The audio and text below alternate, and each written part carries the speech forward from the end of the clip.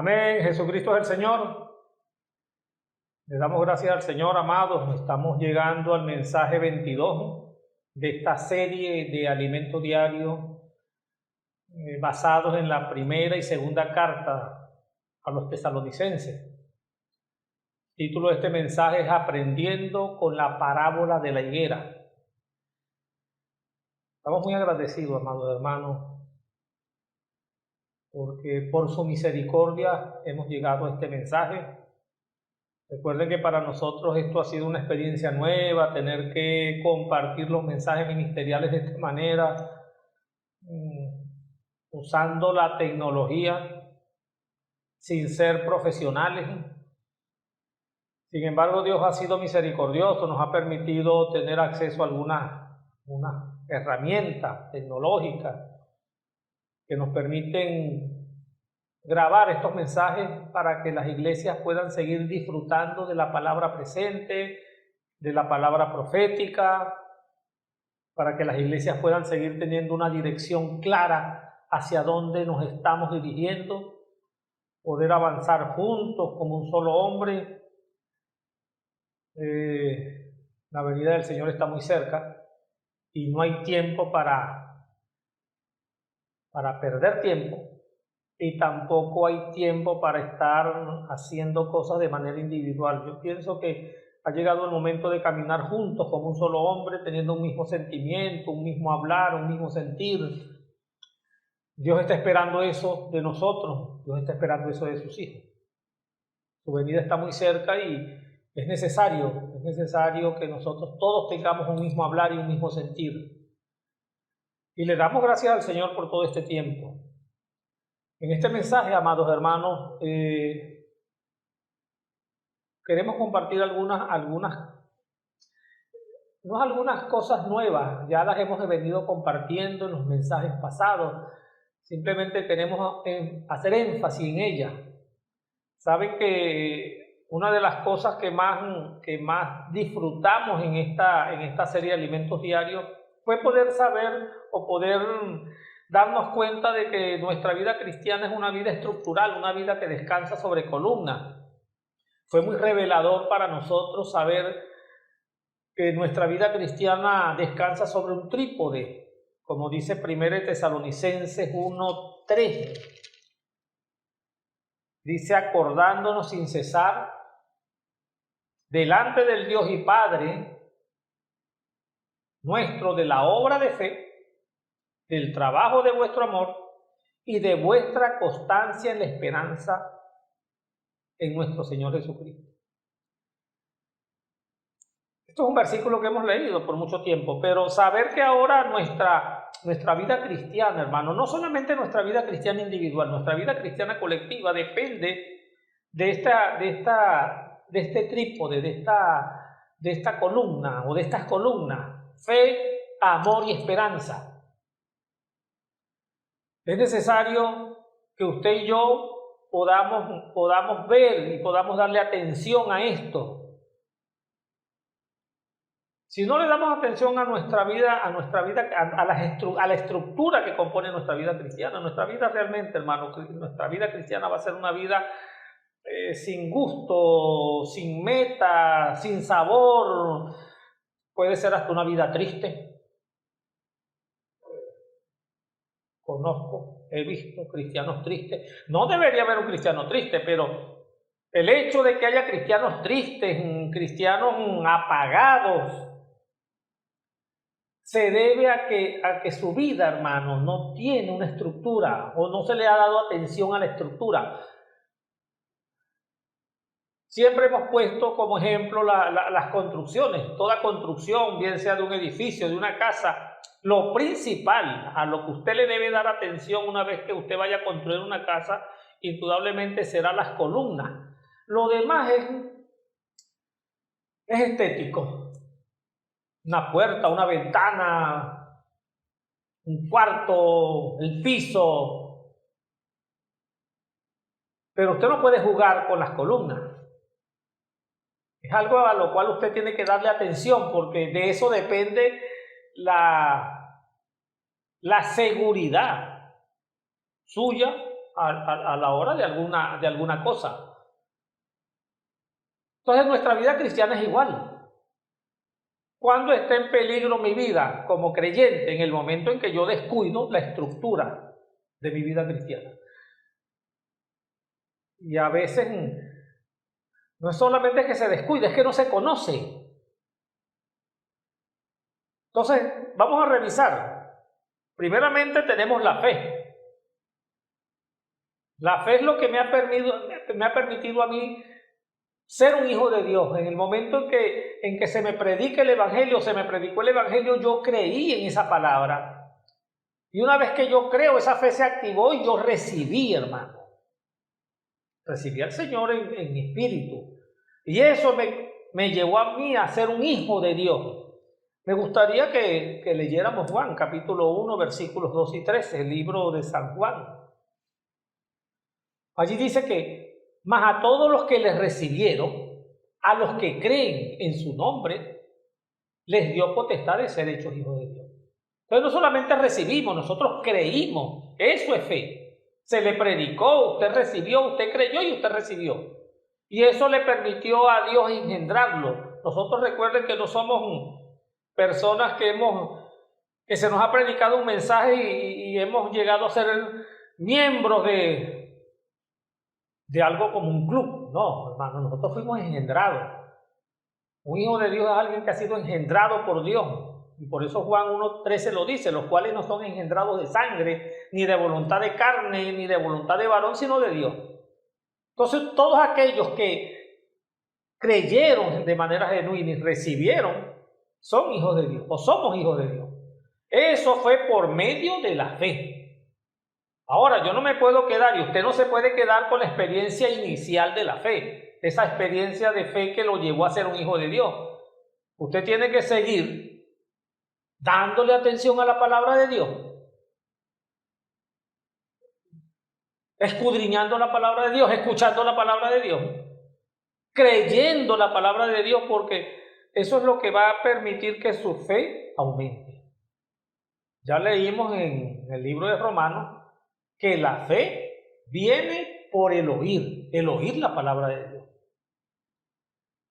Y si Dios ha de hacer algo, hermano, en este tiempo, a través de las iglesias, por medio de las iglesias, se va a requerir de que la palabra de Dios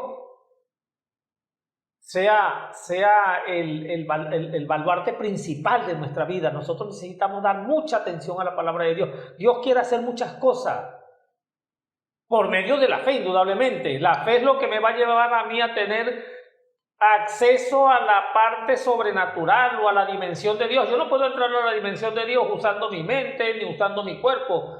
Tengo que usar la fe. Dios está en una esfera que requiere que para tener contacto con Él en esa esfera usemos la fe. Y cada vez que usted oiga más la palabra de Dios, usted le dé más atención a la palabra de Dios, su fe irá en aumento y las experiencias sobrenaturales que usted tendrá con Dios serán mayores cada día. Y pienso que por eso tal vez no hay mucha cosa hoy en día, porque falta la fe no podemos desligar la fe de la palabra de Dios. Algunos quieren tener fe, pero desligándose de la palabra de Dios. La fe no es algo mágico, la fe no es algo que viene solo.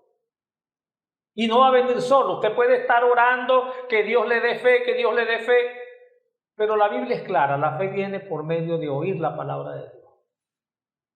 Y no solamente oírla, dijimos en el pasado que hay que creer. Porque si no creemos, entonces tampoco la fe va a tener ningún efecto. O sea, necesitamos oír y necesitamos creer. Eso va a aumentar nuestra fe. Ahora, no solamente tenemos la fe como estructura de nuestra vida cristiana, también esa fe en el momento en que usted escucha la palabra de Dios y usted se llena de la palabra de Dios, Dios va a llenar su persona, Dios va a inundar su ser y va a haber una expresión en usted. La Biblia dice que Dios es amor hermano. Dios es amor. Es indudable entonces que la fe produce amor. ¿Por qué? Porque la fe me lleva a la palabra de Dios. Y la palabra de Dios me trae a Dios. Pero si Dios es amor, entonces lo que yo voy a expresar es amor. Vean, yo quiero hacer mucho énfasis en esto. Nosotros ya estamos en el último tiempo. No podemos descuidar la palabra de Dios. Usted y yo no podemos descuidar la palabra de Dios. Usted tiene que gastar tiempo en la palabra de Dios. Tiene que aprender a escudriñar la palabra de Dios, a disfrutar la palabra de Dios, a creer en la palabra de Dios. Necesita tiempo para esto, necesita invertir tiempo en esto. Solo por medio de la palabra yo podré tener acceso a muchas cosas. Recuerden, quiero volver a repetir, la palabra la palabra aumenta la fe que ya yo tengo. Ya yo tengo fe porque esa fe me permitió creer en el mensaje de la salvación, en el Cristo Salvador, en el Cristo Redentor. Yo recibí ese Señor por medio de la fe. Ahora esa fe tiene que ir aumentando y aumenta en la medida que yo le doy atención a la palabra. Me gustaría leer Efesios 1, 18 y 19. Es un versículo que hemos leído. Lo tenemos allí en este libro de Efesios y lo hemos leído una y otra vez. Dice, alumbrando los ojos de vuestro entendimiento para que sepáis cuál es la esperanza a la que Él os ha llamado y cuál las riquezas de la gloria de su herencia en los santos y cuál la supereminente grandeza de su poder. Yo quisiera que usted se detuviera en esa expresión, supereminente grandeza de su poder. ¿Cómo tener acceso a la supereminente grandeza de su poder? Eso solo es posible, dice allí, para los que creen. Si usted no cree, usted y yo no podremos tener acceso a la supereminente grandeza de su poder. Dios es único en cuanto a su poder, hermano. No hay persona más poderosa, todopoderosa que Dios. En Dios tenemos nosotros todo lo que necesitamos. Yo necesito tener acceso a eso. Eso es por la fe. Usted y yo necesitamos creer. Entonces la grandeza de su poder está disponible solo para los que creen. Ahora, ¿usted quiere tener acceso a eso? Yo creo que sí. Eso es por la fe y para los que creen. Pero ¿cómo vamos a creer? Escuchando la palabra de Dios. No es algo mágico, no es algo que viene solo, viene por medio de la palabra. Por eso es necesario dar atención a la palabra. Repito, este poder es extraordinario. No hay poder mayor que este poder que se encuentra en Dios. Y Dios quiere que usted y yo lo disfrutemos y que tengamos acceso a Él. Para eso necesitamos la fe. Necesitamos creer, necesitamos vivir en el Espíritu. Porque todo esto es una esfera espiritual, es una esfera sobrenatural. No es una esfera natural, no es una esfera en la carne, no es una esfera en el alma, es una esfera en el Espíritu. Solo los que están en el Espíritu y que viven en el Espíritu pueden vivir en esta esfera y pueden tener acceso a este supereminente poder que Dios tiene. Señor Jesús, según de Tesalonicenses 2:15. Según de Tesalonicenses 2:15 dice, así que hermanos, está firme y retened entonces. Aquí dice la doctrina, yo quisiera cambiar esta palabra. Vamos a cambiarla. Así que hermanos, estad firmes y retened la enseñanza que habéis aprendido, sea por palabra o por carta nuestra.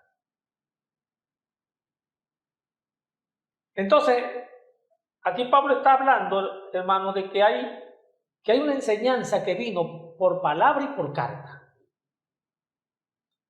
Estamos hablando de la fe. Y estamos hablando que esta fe viene por medio de la palabra. Y Pablo está diciendo entonces aquí que debemos estar firmes y retener la enseñanza que hemos aprendido. Nosotros en la vida de la iglesia hemos recibido mucha enseñanza. Hemos recibido no solamente enseñanza, hemos recibido herramientas que nos permiten, hermanos, tener una vida estructural, sólida. Nos permite tener una vida no de un cristiano mediocre, un cristiano con meta, un cristiano con propósito, un cristiano con gozo, un cristiano que sabe hacia dónde va, hermano. Pero necesitamos estar firmes y tenemos que retener lo que hemos recibido. Por muchos años hemos recibido palabra. Cada conferencia que se ha dado en la estancia, hermano, en este caso, se ha convertido bien sea en alimento diario, se ha convertido en libro. Tenemos alimento diario y tenemos libro. Aparte de la Biblia, nosotros tenemos toda la palabra que los hermanos nos han hablado durante todos estos años. Y descuidar esto es descuidar la estructura de nuestra vida. No estar firme y no retener esto es poner en peligro nuestra vida como creyente. Bien, Pablo está dando aquí una advertencia o una amonestación o una orientación.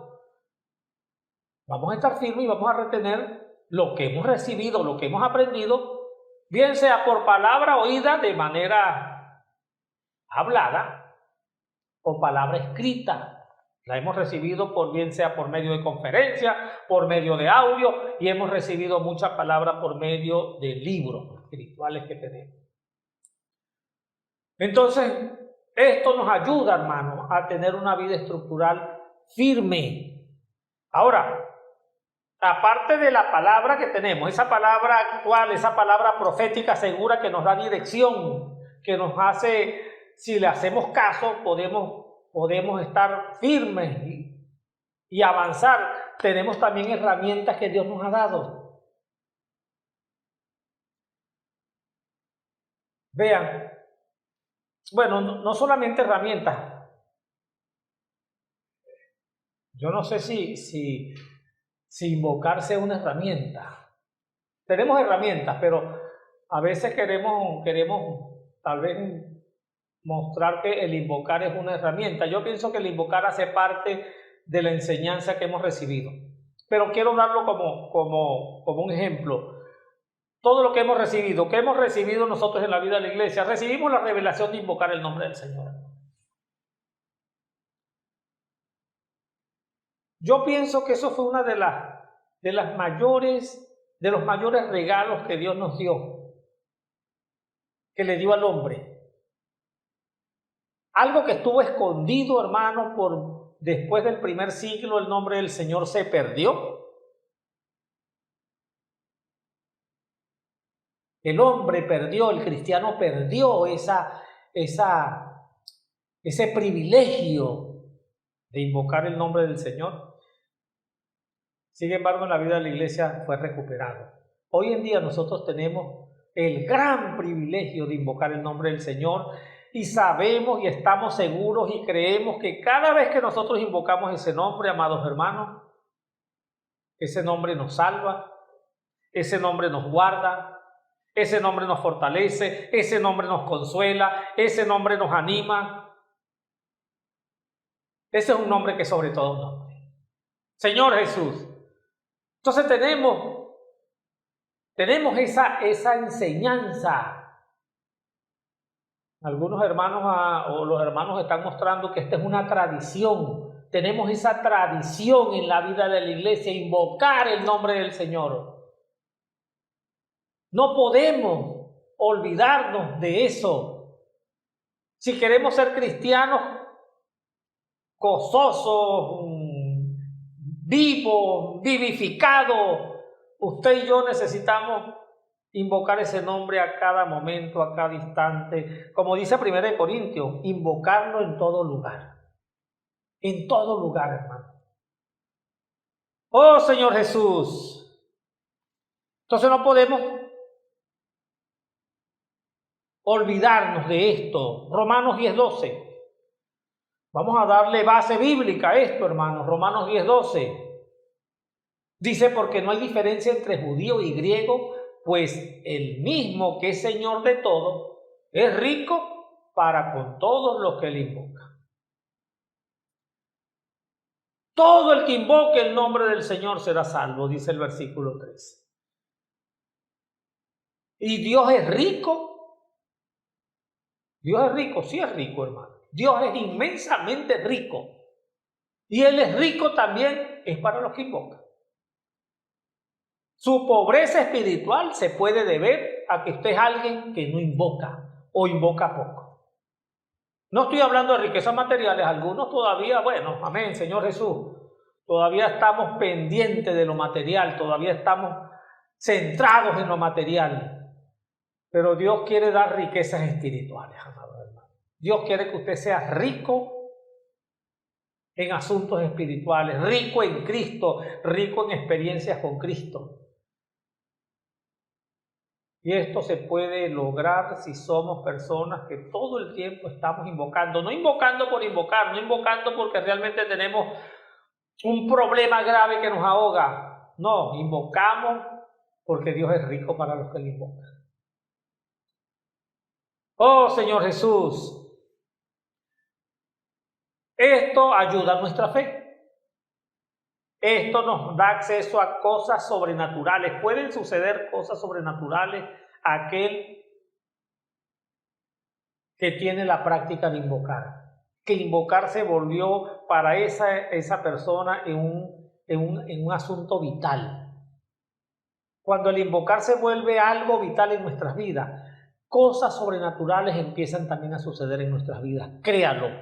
Y su vida dejará de ser una vida aburrida, sin gozo, sin fuerza, sin gracia. Y no crean, en la vida de la iglesia, esa palabra, esa expresión que tenemos todos en la vida de la iglesia, en la vida gloriosa de la iglesia, hay gente triste, hay gente sin fuerza, hay gente sin gracia, hay gente aburrida.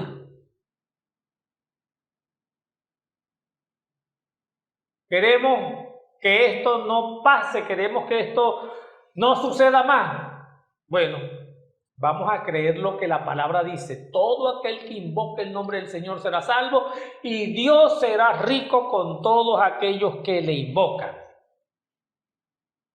Hermano, yo quiero las riquezas de Dios, por eso yo quisiera ser alguien que invoca más.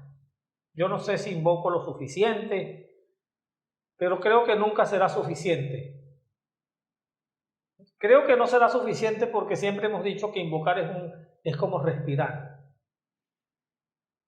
Yo sé que como 3 veces al día, yo sé que me puedo tomar 8 vasos de agua diaria, lo que sí no he contado es cuántas veces respiro en el día. Y si invocar es igual que respirar, entonces deberíamos estar invocando cada segundo. Oh Señor Jesús, bien. Esa va a ser parte de nuestra tradición, de las cosas que hemos heredado, invocar el nombre del Señor. Tenemos otra tradición, que es leer y orar la palabra de Dios. Es hacer de la palabra de Dios una oración.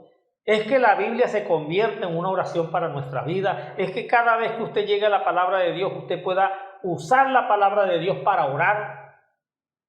Es hacer real lo que la palabra dice por medio de una oración. Un ejemplo, 1 Tesalonicenses 5, 16. ¿Qué dice, amados hermanos?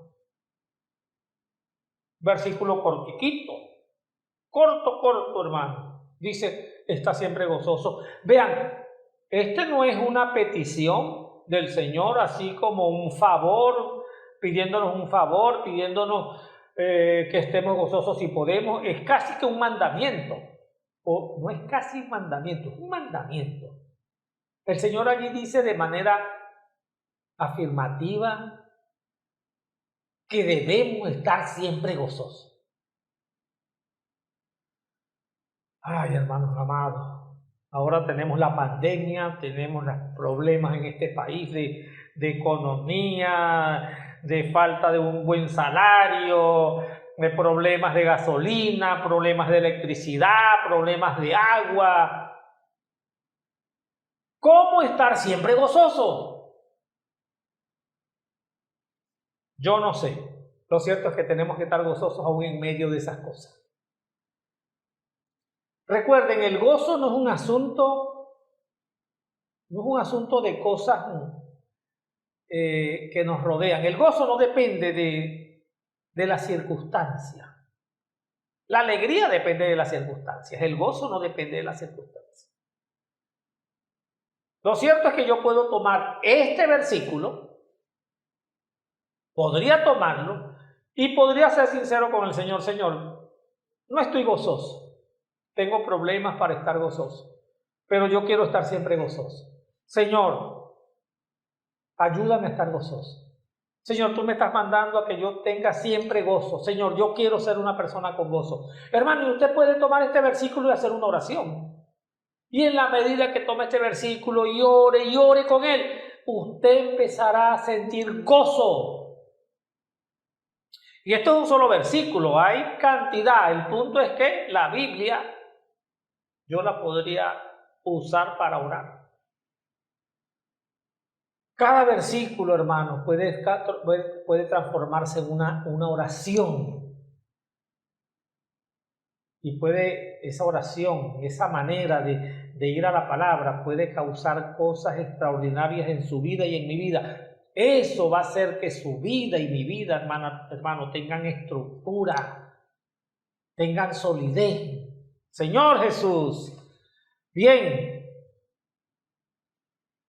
Otra tradición que tenemos, hablar y cantar los himnos. Esto sí para mí fue nuevo cuando llegué a la vida de la iglesia, porque muchos que llegamos de grupos cristianos, bueno, no conocíamos una práctica como bueno, sabíamos que se tenía que cantar, pero hablar los himnos, para mí eso fue muy novedoso. Sin embargo, la Biblia tiene esa expresión en el libro de Efesios. Ahorita no lo vamos a buscar, pero dice hablar y cantar los himnos. Cantar y hablar. Bueno, eso lo podemos practicar y lo practicamos mucho. El punto es que tenemos himnos preciosos, hermanos, con gran contenido. En mensaje pasado se dijo que yo puedo hasta haber pasado por alguna experiencia y esa experiencia yo la puedo asociar con algún himno que conozca. Debemos conocer los himnos. Sería fabuloso que en la vida de la iglesia todos los hermanos conociéramos los himnos de manera, no sé si completa, pero conocerlos, hermanos, conocer y poder usar un himno en determinadas experiencias que estemos pasando. Pero tenemos esta herramienta, tenemos esta tradición, cantar y hablar los himnos. Ellos nos llevan a Dios, los himnos nos llevan a Dios también. Señor Jesús. Entonces todo esto, hermano, si usted toma todo esto, todas estas tradiciones, todas estas enseñanzas, entonces en usted se va a empezar a desarrollar un trabajo de amor. Vean, la fe empieza a desarrollarse, la fe empieza a crecer y se expresa a través del amor. Porque la palabra me trae a Dios, la palabra me trae Dios hacia mí, hacia adentro. Me trae lo que es Dios, pero ¿qué es Dios? La Biblia dice que Dios es amor. Entonces nosotros empezamos a tener un trabajo de amor, no solamente quedamos en una experiencia individual como creyentes. Dios también tiene su meta con nosotros. Dios quiere trabajarse en usted, Dios quiere que su fe crezca porque Dios necesita de usted para que usted haga un trabajo de amor. Oh Señor Jesús,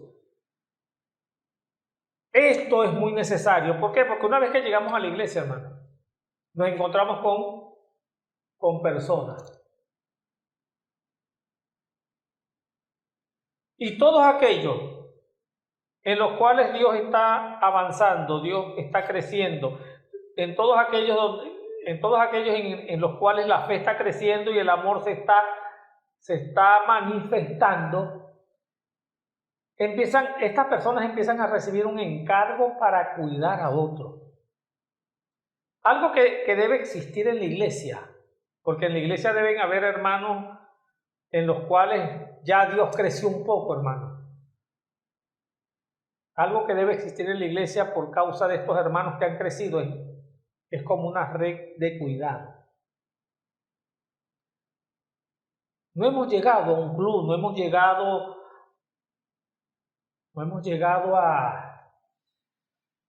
oh Jesús, a ningún lugar extraño. Hemos llegado a la iglesia, que es la casa de Dios y que es la familia de Dios. Hemos llegado a un lugar donde hay personas que necesitan ser cuidadas, necesitan ser atendidas. Usted está en la iglesia, usted necesita involucrarse si la fe ha crecido, hermano, en usted. Si usted dice que tiene fe y que Dios ha crecido en usted, entonces la expresión de ese crecimiento va hacia amor. Eso quiere decir que usted va a sentir de manera espontánea, no encuentro otra palabra, espontánea, el deseo de cuidar a otros allí en la iglesia. Por eso en la iglesia tenemos servicio para los niños, tenemos el servicio MBI, Ministerio Bíblico Infantil, MBA, Ministerio Bíblico para Adolescentes. Tenemos matrimonio, tenemos jóvenes, tenemos nuevos creyentes. Y para todo esto, hermano, necesitamos armar una red de cuidado. Usted y yo necesitamos involucrarnos. Si la fe está creciendo, yo voy a tener esta expresión espontánea. Voy a desear cuidar a otro. Porque Dios está creciendo en mí. Y Dios es amor. Y el que no ama a su hermano, a quien ve, no puede amar a Dios a quien no ama. Oh Señor Jesús, entonces esto, hermano, nos permite ir ayudando a los hermanos, ir preparando a los hermanos, ir perfeccionando a los hermanos, para que también tengan una oportunidad a la venida del Señor de ser arrebatados. O sea, porque estamos en la iglesia, necesitamos cuidar a estas personas. ¿Por qué? Porque ellos también necesitan una oportunidad de madurar. Y en este tiempo donde hay pandemia, hermano, y donde las reuniones presenciales prácticamente han caído a cero, necesitamos buscar una manera eficaz de cuidar a todos los hermanos. Porque ustedes me van a perdonar, la pandemia esta no puede ser un obstáculo para que nosotros no cuidemos a los hermanos. Porque si no, entonces Satanás habrá ganado este asunto. Tenemos que tener cuidado con este asunto de la pandemia. Debemos ser cuidadosos, precavidos, debemos ser sensatos, pero no cobardes. Necesitamos cuidar a los hermanos. Oh Señor Jesús, hay que establecer esta red de cuidados, amados hermanos. Hay que establecerla. usando herramientas que Dios nos ha dado. Tenemos literatura. La literatura es una herramienta que Dios nos ha dado y que necesitamos usarla bien. ¿Saben? A mí lo que me preocupa a veces de las herramientas es que una herramienta, el problema no es la herramienta a veces. Hay herramientas, hermano. Un cuchillo es una herramienta, un taladro es una herramienta, una máquina de soldar es una herramienta. Y la eficacia de esa herramienta depende del que la use. Ejemplo, yo no soy soldador. A mí me dan una máquina de soldar y posiblemente yo no sé qué voy a hacer con ella. El problema no es la herramienta, el problema soy yo. Ahora necesitamos tener herramientas, tenemos herramientas. Necesitamos son personas diestras con esta herramienta en la vida de la iglesia. Oh Señor Jesús. En el ministerio bíblico infantil necesitamos hermanas diestras para usar las herramientas que se han dado para ese ministerio.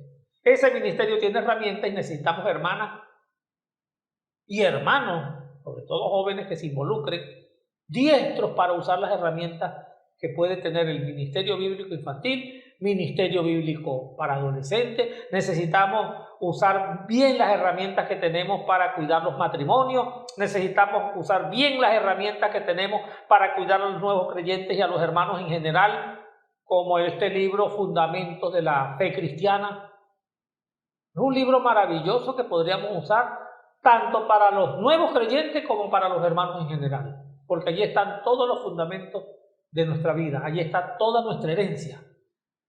Tenemos un libro nuevo que está saliendo, Fundamentos para el Liderazgo, para formar nuevos líderes en nuestro medio. Necesitamos hermanos entonces que puedan usar bien estas herramientas.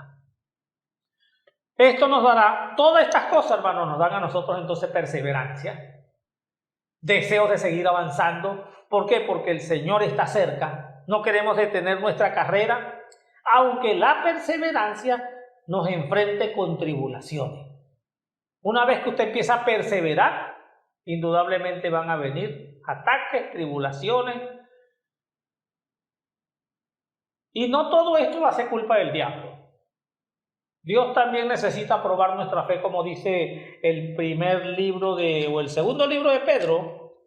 Vamos a ver si lo encontramos rapidito, que dice que la fe puesta a prueba. Ese es segundo de Pedro.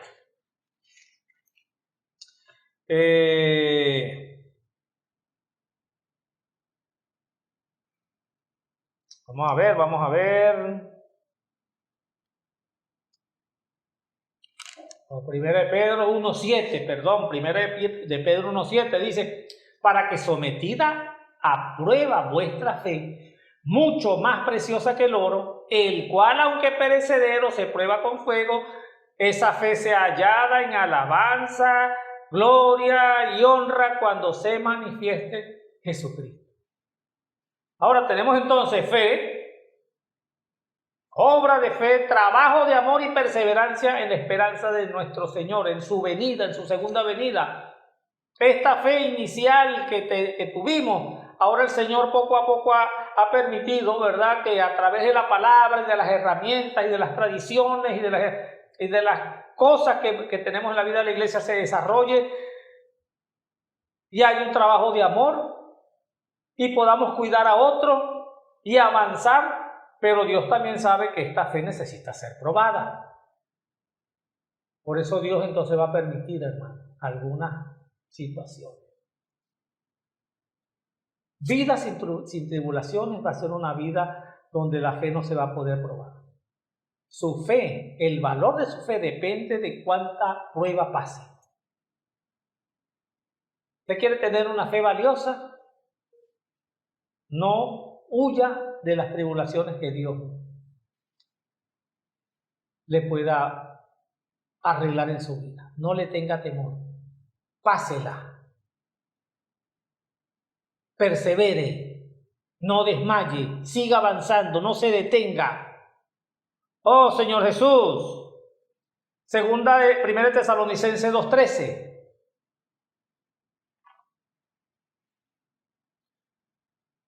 Esta fue la experiencia de los tesalonicenses, por lo cual también nosotros sin cesar damos gracias a Dios de que cuando recibiste la palabra de Dios que oíste de nosotros, la recibiste no como palabra de hombre, sino según en verdad la palabra de Dios, la cual actúa en vosotros los creyentes. Y vosotros vinisteis a ser imitadores de las iglesias en Cristo Jesús que están en Judea, pues habéis padecido de los de vuestra propia nación las mismas cosas que ellos padecieron de los judíos. Entonces aquí Pablo está consolando a los tesalonicenses. Ellos recibieron la palabra. Pablo quería que ellos estuvieran claros que esa palabra era una palabra de Dios. Una de las cosas que usted y yo necesitamos estar claros es que cuando recibimos la palabra tenemos que estar seguros que es la palabra de Dios y que la persona o el canal que Dios está usando o el canal que está llevando esa palabra también es de Dios. Son dos cosas que necesitamos asegurar. Que la palabra es de Dios y que el canal que la está hablando también es enviado por Dios. Oh Señor Jesús.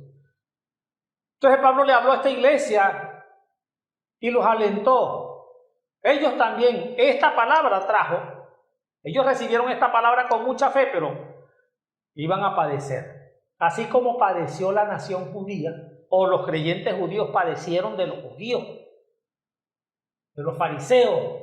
Recuerden que el primero que sufrió de este asunto de persecución y de ataque fue Jesús. Jesús fue el primero que padeció de los de su nación. A los suyos vino y los suyos no los recibieron. 1 Tesalonicenses 2:15 dice, los cuales mataron al Señor Jesús y a sus profetas, y a nosotros nos expulsaron y no agradan a Dios y se oponen a todos los hombres. Esa es vamos a decir, la experiencia que han tenido los judíos con el cristianismo o con los creyentes. Ellos nunca han reconocido a Jesús.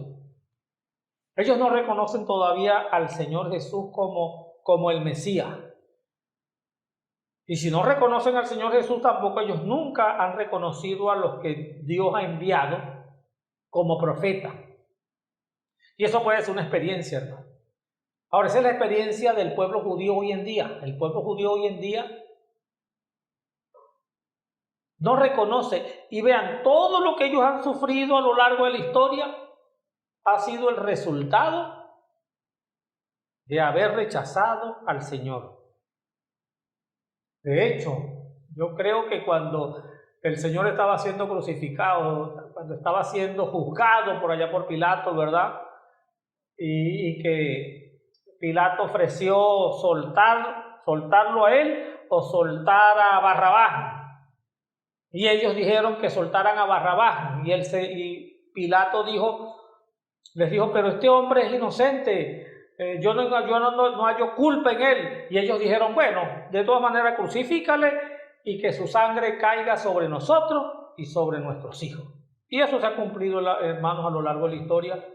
Pienso que lo que pasó en la Segunda Guerra Mundial con Hitler, aquel holocausto donde murieron un poco más de 6 millones de judíos, es el resultado de eso que ellos pidieron. Que su sangre, la sangre de Jesús, cayera sobre ellos y sobre sus hijos. Y hoy en día, todo lo que ellos pueden estar sufriendo es por haber negado a Jesucristo. Ahora, no queremos caer en el error de condenar a los judíos. Ellos siguen siendo el pueblo de Dios, amados hermanos. Ellos son el pueblo de Dios. Y Dios le hizo una promesa a Abraham. Y por causa de esa promesa a Abraham, Dios va a dar salvación al pueblo de Israel. En el último tiempo Dios salvará a un remanente. Eso lo dice Romanos, Jesucristo,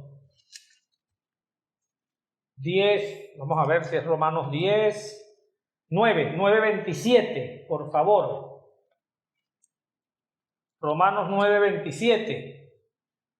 También Isaías clama tocante a Israel, si fuera el número de los hijos de Israel como la arena del mar, tan solo el remanente será salvo. Al final de este tiempo, amados hermanos, Dios va a salvar a la nación judía, a los que estén vivos, a un remanente de los vivos. O ese remanente son los vivos que queden en ese momento. Durante muchos años indudablemente han muerto muchos judíos y muchos judíos murieron sin creer en Cristo.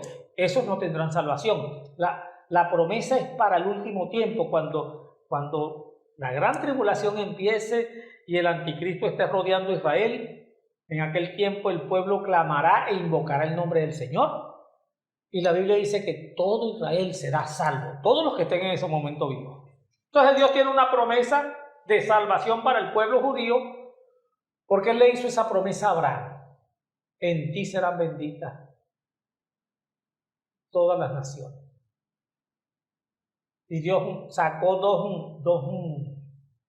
dos descendencias. Dios prometió bendecir la descendencia de Abraham, y la descendencia de Abraham es tanto terrenal como espiritual. La descendencia de Abraham está formada tanto por los que son semejantes a la arena del mar, que esos son los judíos terrenales, como la descendencia que es como las estrellas de los cielos, que es la descendencia espiritual, en este caso los creyentes, la iglesia.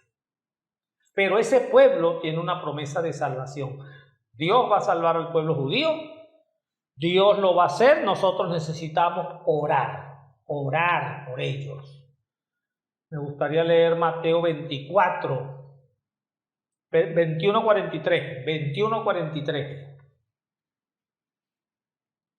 Mateo 21:43 dice: por tanto os digo que el reino de Dios será quitado de vosotros. Eso lo dijo el Señor a los judíos. Será quitado de vosotros y será dado a gente que produzca los frutos de él. ¿Por qué el Señor dijo esto? Porque cuando el Señor llegó, los judíos no tenían fruto. Eso lo dice la parábola de Mateo 24, hermano. 24 a partir del versículo 32. Vamos a leerlo. Esa es la parábola de la higuera. De la higuera aprende la parábola: cuando ya su rama está tierna y brotan las hojas, sabéis que el verano está cerca. Cuando leamos todo esto,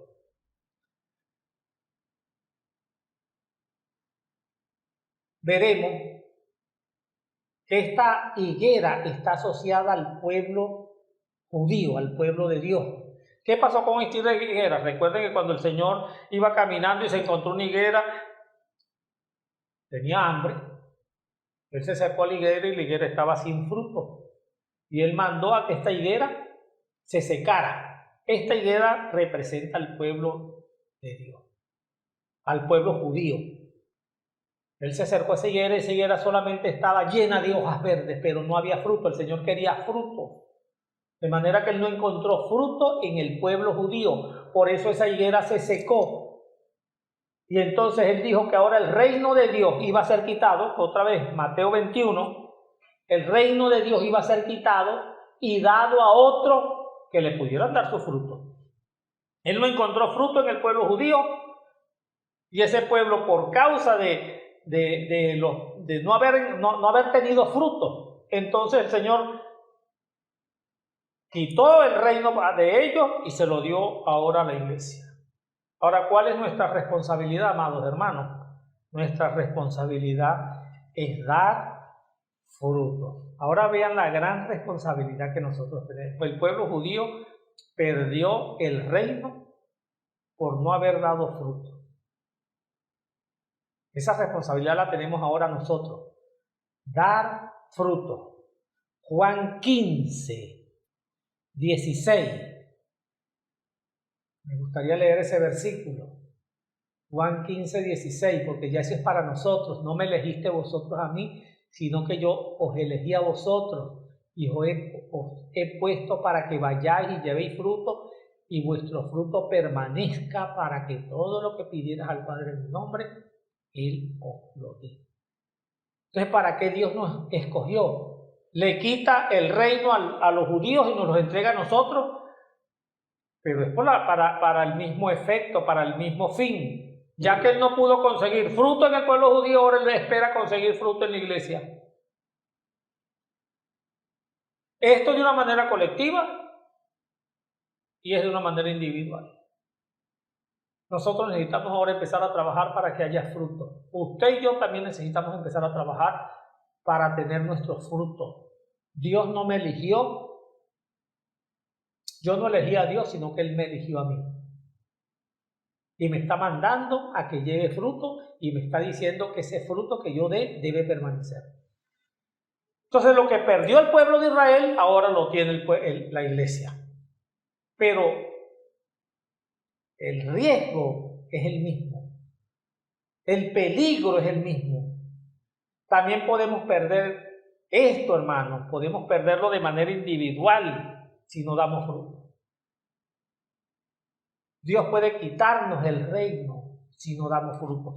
Y nuestro juicio, el día del juicio en el tribunal de Cristo, no solamente va a ser un juicio por pecado, eso no va a ser por pecado. El juicio en el tribunal de Cristo no debería ser por ningún pecado, pero sí debería ser por cuánto fruto hemos dado. Oh Señor Jesús. Entonces el Señor habló de esta parábola en Mateo 21, yo no la voy a leer, es muy larga, vamos a leer algunos versículos. 21, 35 y al 37, Mateo 21, 35 al 37, él habló de esta parábola de la higuera.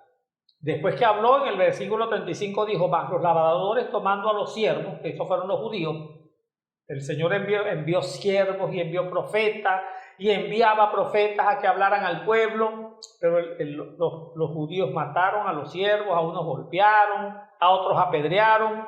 Versículo 36, envió de nuevo otros siervos, más que los primeros, e hicieron con ellos de la misma manera.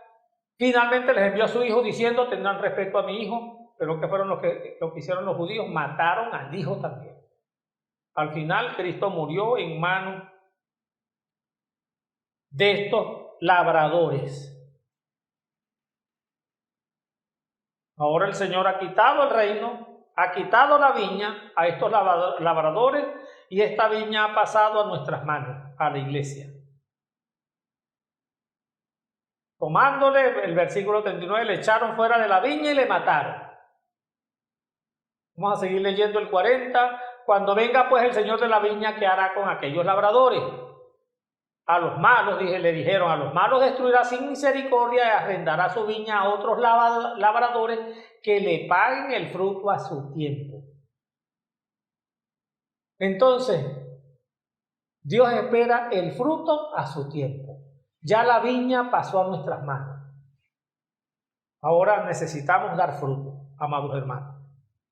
Y no tenemos mucho tiempo para eso. No tenemos mucho tiempo para eso. Ya nosotros estamos viviendo el final del tiempo. A mí me gustaría leer Daniel 9:2. Daniel 9:2. Esto es una porción. En el libro de Daniel, Daniel era alguien que fue llevado cautivo.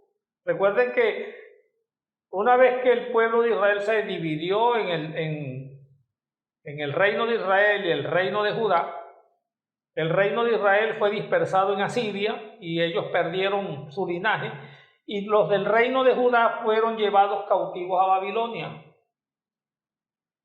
Dios permitió que este grupo de judíos que componían el reino de Judá fueran llevados cautivos a Babilonia,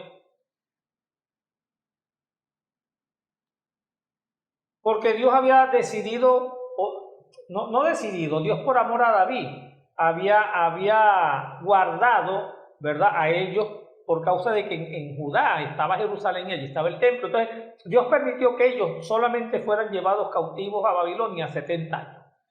En ese cautiverio, Daniel fue llevado a Babilonia. Pero curioso, hermano, y aquí es donde quiero hacer énfasis. Daniel fue alguien que fue llevado cautivo a Babilonia muy joven. Algunos creen que fue un joven como de 15 a 17 años cuando él fue llevado cautivo a Babilonia. Pero él siempre fue alguien que se destacó por querer consagrarse al Señor, por querer vivir de una manera que agradara a Dios. Aunque estaba en un lugar inadecuado, Babilonia, donde había una gran confusión religiosa, él se mantuvo puro y se mantuvo claro en cuanto a su adoración.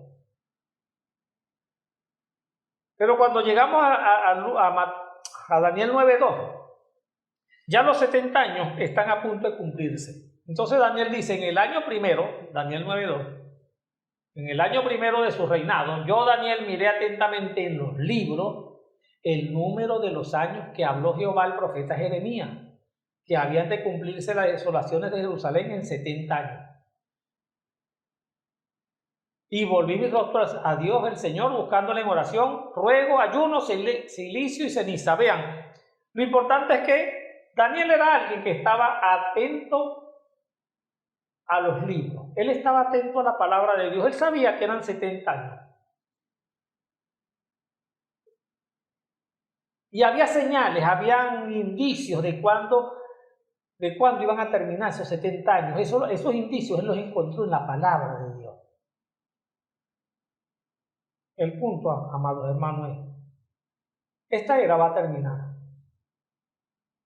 Esta era que nosotros estamos viviendo, la era de la gracia, va a terminar. Nosotros sabemos que la iglesia fue engendrada después de la muerte y la resurrección de Cristo. Y que en la muerte de Cristo dio cumplimiento a la semana 69 de las 70 que Daniel profetizó en este capítulo 9. Daniel profetizó de 70 semanas. Y en la semana 69, Cristo murió. Y en la semana 70, ¿verdad? Esa semana 70, que eran semanas de 7 años, cada semana eran 7 años. Después de la semana 69 iban a pasar una semana de 7 años y todo se iba a cumplir. Todo iba a llegar al cumplimiento. El pecado iba a ser expiado, la paz iba a venir, la paz duradera. Pero sabemos que después de la muerte de Cristo no pasó eso, sino que Dios como que detuvo el reloj allí y Dios le abrió paso a la era de la gracia, a la era de la iglesia, de la cual todavía estamos viviendo, de la cual todavía estamos acá. Ya tenemos 2021 años. Entonces nosotros por los libros, hermanos, por los libros, nosotros hemos visto que todo el plan de Dios, todo lo que Dios desea hacer, Dios lo va a hacer en 6.000 años. Eso nos lo mostraron, o nos lo mostró el libro de Génesis. Si nosotros le damos atención a los libros, indagamos, vamos a ver que el plan de Dios se cumple en 6.000 años. Esos 6 días de la creación representan 1.000 años. Y cada 1.000 años de esto es una dispensación. Entonces ya sabemos que desde Adán hasta Abraham hay 2.000, de Abraham hasta la primera venida de Cristo 2.000, y después de la primera venida de Cristo hasta ahora ya han pasado 2021. O sea, tenemos los 6.000 años ya completos o casi completos. Desde Adán hasta la muerte de Cristo hay 4.000 años. Ahí tenemos 4 días, y desde la muerte de Cristo hasta ahorita, hasta hoy, tenemos 2.000 años más de 2.000 años, tenemos 6 días. Pero sabemos que la muerte de Cristo fue entre el año, según los historiadores, Cristo murió entre el año 30 y el año 33. La muerte de Cristo ocurrió como no hay claridad entre el año 30 y el año 33. Entonces podemos decir que los últimos 2.000 años de esta era se cumplen bien sea en el año 2030 o en el año 2033. Allí se van a cumplir los últimos 2.000 años, o 2030 o 2033. Tenemos esas dos porciones.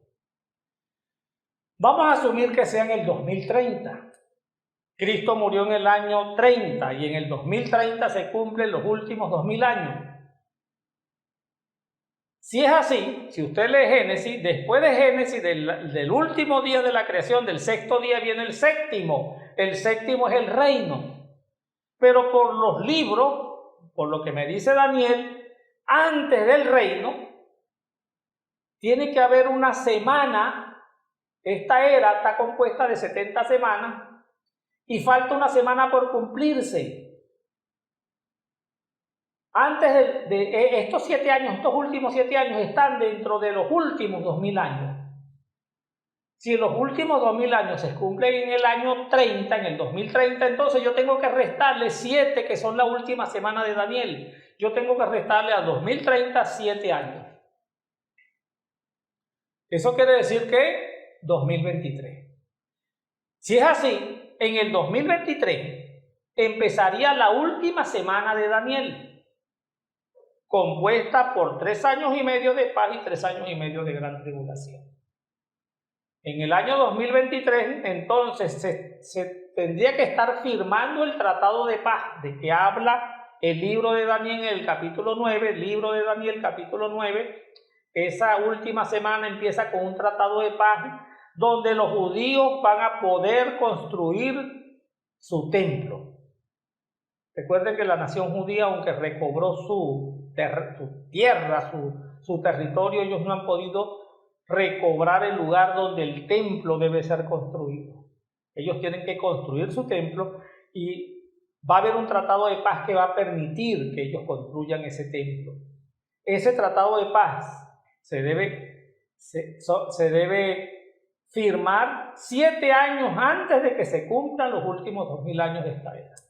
Si es en el 2030, entonces el tratado de paz se firmaría en el 2023. Y sabemos que esa última semana, a los 3 años y medio, el anticristo va a violar el pacto y empezarán los últimos 3 años y medio, que son la gran tribulación.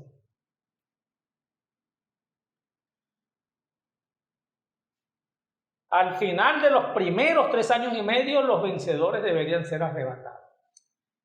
Estamos en el 2021.